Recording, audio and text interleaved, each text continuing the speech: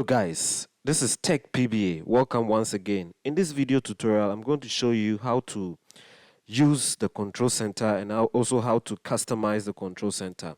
So to access the control center, you need to flip your screen down in the direction of the arrow as shown in the video, and then you will have access to your control center. You'll have a usual connectivity controls and other controls like the auto rotates, the volume, and then the brightness controls.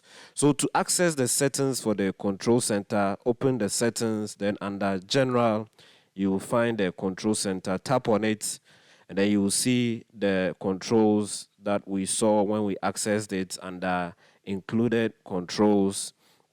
And then you can also add more controls to it by adding them from the more controls section. So to remove controls from the included controls, just tap on the minus sign in red beside the controls and then tap remove to remove the controls from the control center. So I removed a couple of controls from there. Then once you remove them, you will not see them in the control center again. But to add them again to the control center, under the more controls, just tap on the plus sign beside the controls under more controls. When you tap on the plus sign, it will be added to the control center or will be included in the included controls section.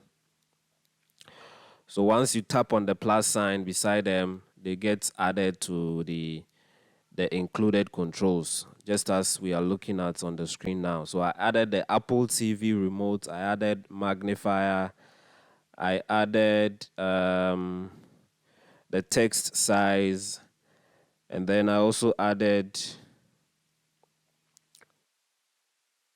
those. And then when you access the control center again, you should see all the controls that you added to the control center, just as we are looking at right now.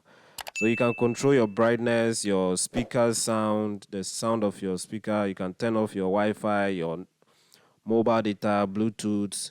You can also use the controls that you added to the control center to make the use of your phone easy when you need it. So yes guys, this has been a quick video tutorial on how to customize your control center and then also how to use them.